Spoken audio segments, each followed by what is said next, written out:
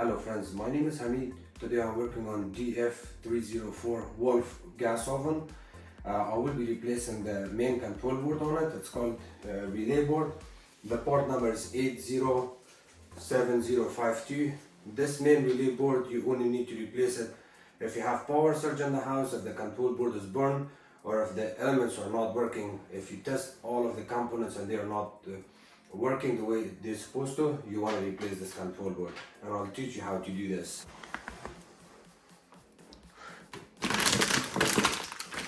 When you get your control board, it comes in a box like this, and the part number is also written down on the side of the box. When you receive the package, this seal is on. If this seal is not on and it's turned, you may want to return this back in because that would be a used part. It also comes with this communication cable. You want to replace that at the same time.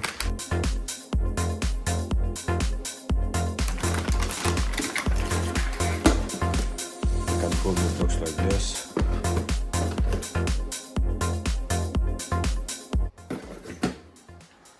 In order to replace the control board, we have to disconnect the power, turn off the breaker, which is it's already off. Double check it. You do not have to turn off the gas. You're completely safe to work on it like this. Your display. In order to open this front console, this bull nose needs to come off in order to replace the control board. It's located in that area. Open the door. There's 4 screws. 2 screws on this side. It's a Phillips screw. 2 screws on this side. Once you take those 4 screws off, you may want to take your knobs out.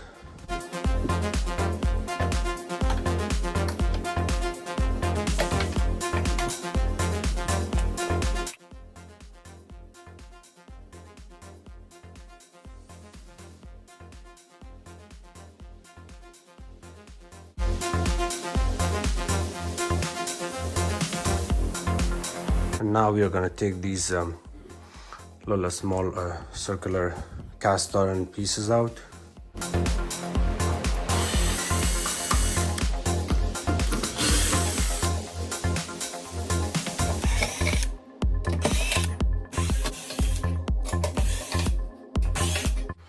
Once the knobs and these parts are out, what you can do is you have to lift up the bull nose. You want to make sure you do not have any extra screws here or there. You can close the door a little bit, put your hand here and on this side and lift it up. The same thing here on this side. Put one of your hand on top, another underneath, and lift it up. You have to put a little bit force on it, and then after that it just comes out. Once you take the bull nose off, you see this black cable. You may want to disconnect this. There's a tiny tab in here. You may want to press it with your nail and wiggle it back and forth. It gets disconnected.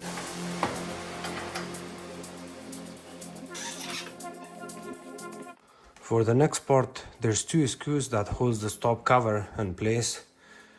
We need a small tiny ratchet. It's a 1/4 inch, or you can just use a Phillips drill bit to open it.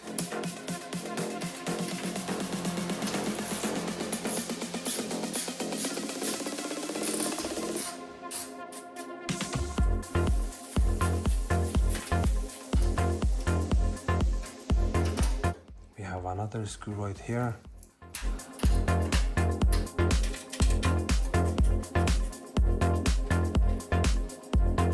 Now there's a panel. It's a steel panel. It starts from here, goes all the way to the back, and it goes straight here, and then from there it goes to the back. What you can do is put your hand maybe here. See the movement on it.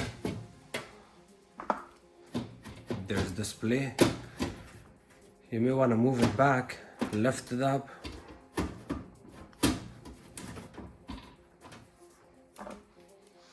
You see this little tiny opening here, this nipple. It comes from underneath, so you want to lift it up. Lift it up from this side and from the back side and pull it out slowly.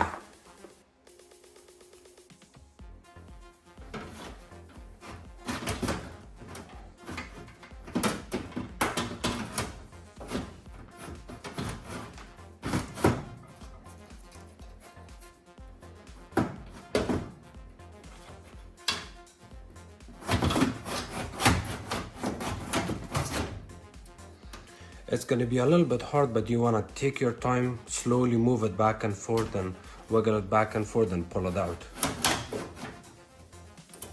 Once you know it's about 80% out, you can remove this top cover, this one, and put it up top here.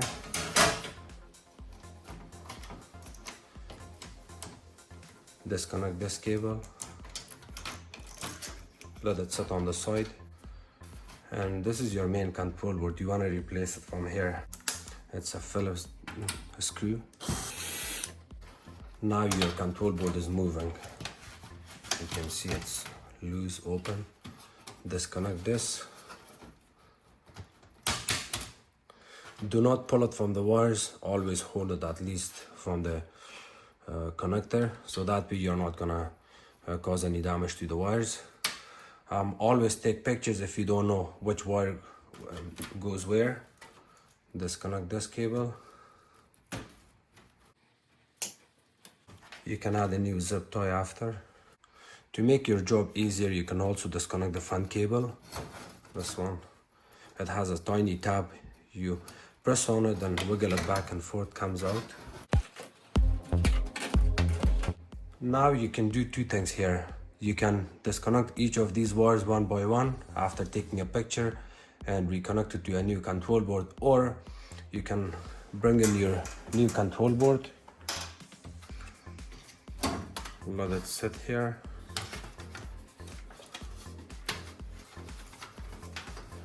You see at the back, these two little tiny nipples, they get inserted inside of this hole.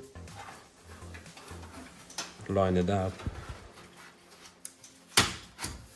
Here, push it down and add your screw back in. You may want to use a needle nose plier. Again, never pull from the wires out. Hold it from the connector.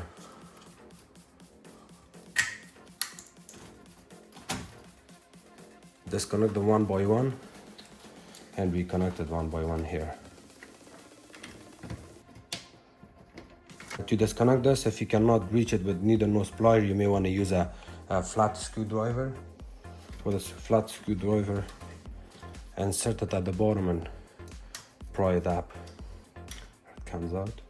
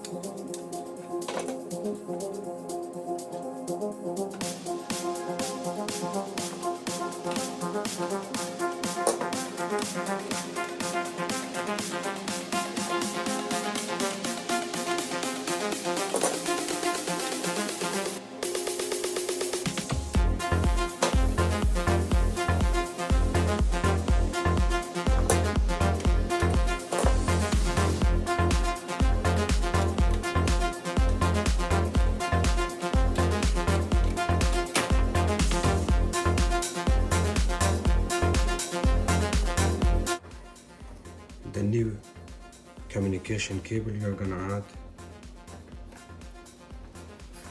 and both sides of the cable is the same. This side and that side, it does not matter if you add this side or this side, you're still okay.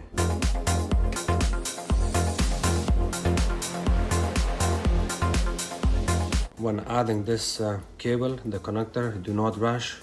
You have to look at these holes and all of these pins. You want to line up the first hole here with the first pin, and then you can insert it, push it down here.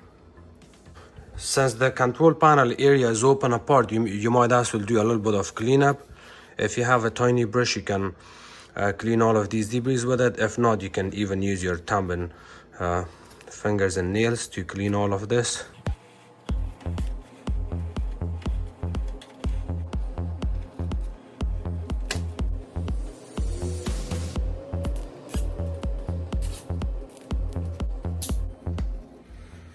This will not reach out unless you push this back a little bit.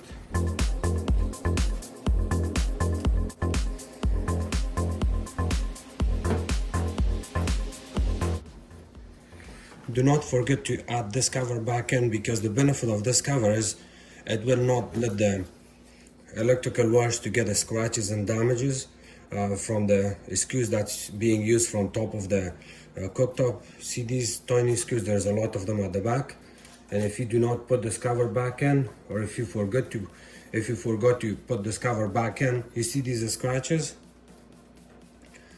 All of these scratches would happen on these electrical wires, and you're gonna have a bigger issue. So be careful, do not forget to put this back in. It's very important, and for the safety reason, you have to put this back in.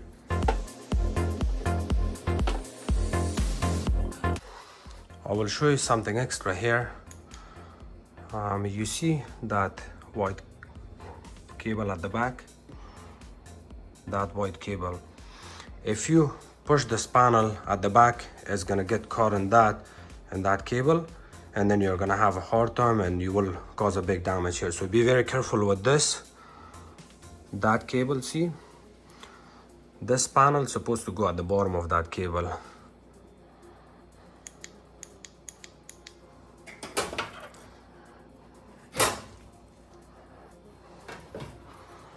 See that when I lift it up? That cable is supposed to come on the top. You may also want to force, you want to put extra force here. You see these screws? These screws are hitting the top panel. Keep pushing it slowly.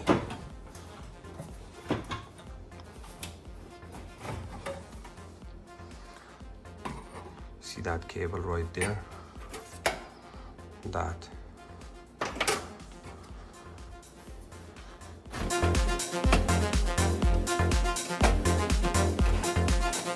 If you get the feeling that this panel assembly does not go to the back, please do not force it, because if you force it, you're going to break the wires at the back and you will face lots of problems.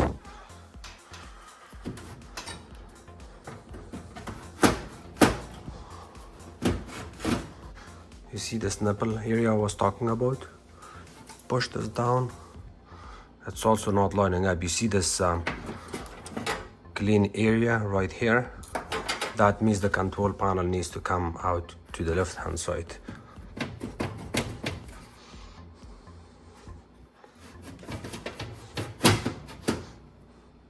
See that? You do not see that clean shadow anymore. So this sits in proper place.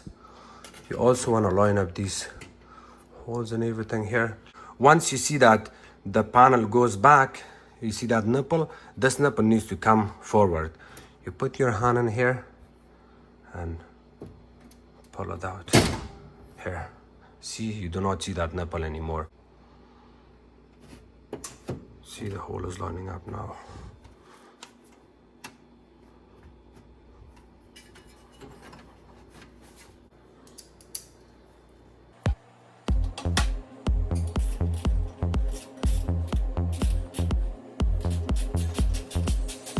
Keep the first screw a little bit loose, so that way it will be easier to reinstall the second screw back in.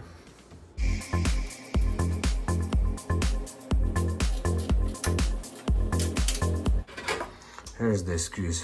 You see these sharper screws at the back here, and that's the reason you want to put this cover back on.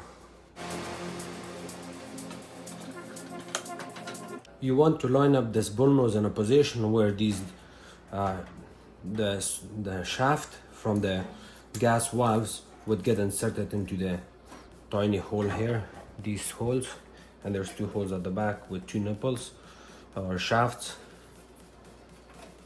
And this display needs to be in closed position, not in open position, because if it's on open position it may cause a little bit of issue. So always keep it in closed position when uninstalling it and reinstalling it back in.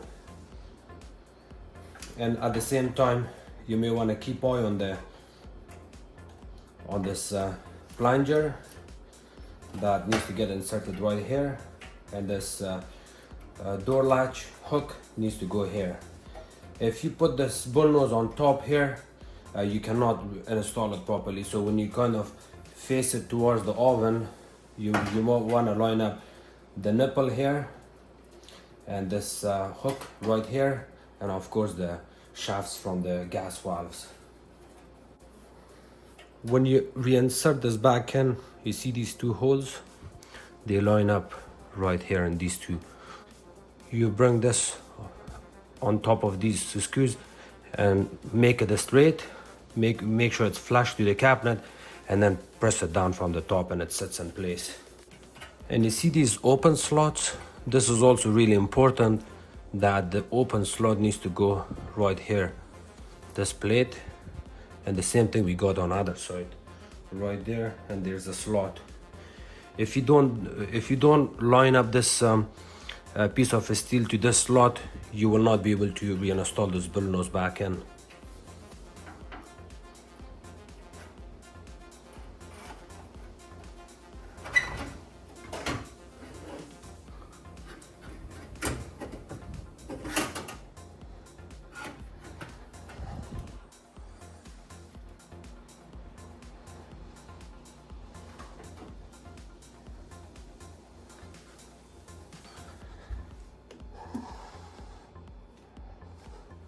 See, this is the one I was talking about.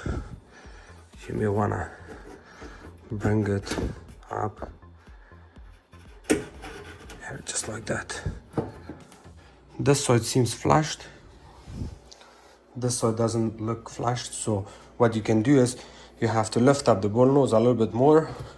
See, now it's flushed, and you can push down on it.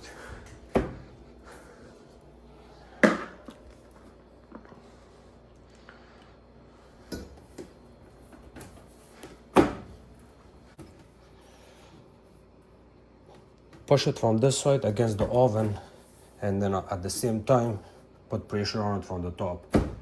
Here. When the bullnose is on properly, it needs to be flushed. It should look a straight flush to the rest of the cabinet, on the left and on the right hand side the same way. Now you can put these pieces back in. Hold it with your hand straight. You want to look at this shaft, which is the gas valve shaft, at the center of this hole. If it looks like this, your knob is going to give you a problem. The knob will not turn properly. If it's this way, it's not good. If it's this way, it's not good. You may want to bring it exact center and then add one of your screws. It's still not in proper position, so once you add two of your screws, you can readjust it after. So this is good, and now open this, bring it this way. Do not use a drill on these screws if you don't know how to use the drill. If it's your first time or second time, I do not recommend using a drill, because if you use drill, you're gonna strip these screws, and then over time, customer will have problem with the knob turning. So when you add these screws back in, be very careful. Just retighten it a little bit and leave it alone. And the way the knob goes, as you see, it says off in here. The off position stays up. You can always put this first, or you can put it on the shaft, on the tiny shaft here. Go from the bottom up and push it here. And when you reinstall your knob back in, try it. See, it spins freely.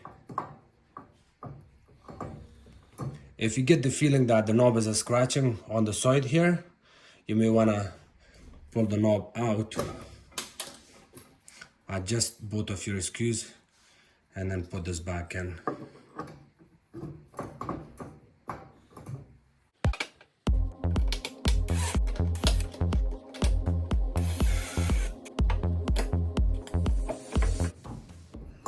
turn it, it's good.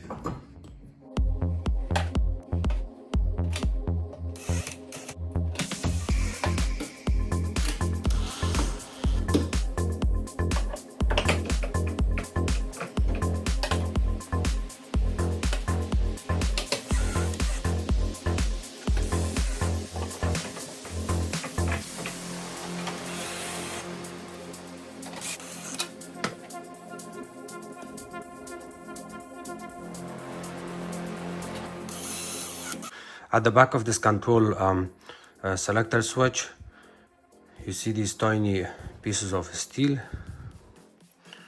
Once in a while when you pull them out, you lose them. So before you reinstall this back and double check it to make sure they are there. They're very tiny and you can miss it easily.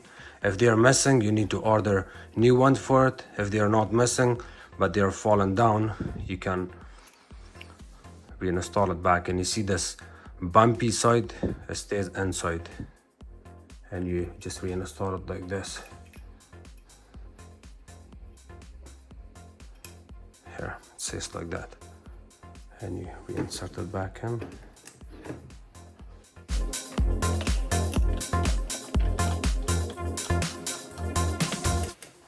You also spin it to make sure it's spinning properly and there's nothing wrong with it.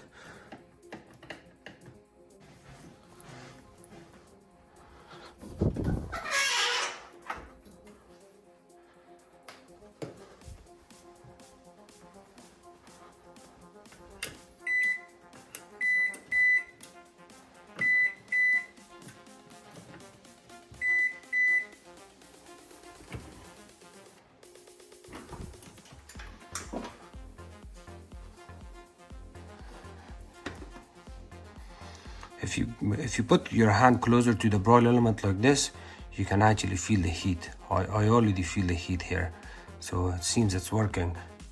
And you can also hear a humming noise if you do not want to check it like this. When the oven is cold and you're running the bake element, it may make a little bit of cracking noise. That's completely normal, and that also tells you that the bake element is working. And the model and serial number on this unit is located right here. In order to order any part, you want your model and serial number. The model number is DF304-LP, and of course the serial number is here. Thank you so much for watching my videos. If you guys have any questions, please comment below. Don't forget to subscribe to my channel, like my videos, and share it with others. You can also follow me on Facebook. It's called Hamid Appliances Repair. The only request I have from you guys is please do not call me on my phone to ask questions, because I work in Canada and I receive phone calls from all over the places. If you email me or you write in a comment at the bottom of my videos on YouTube, I'll get back to you, and I'm very fast on replying back to the comments. Thank you so much.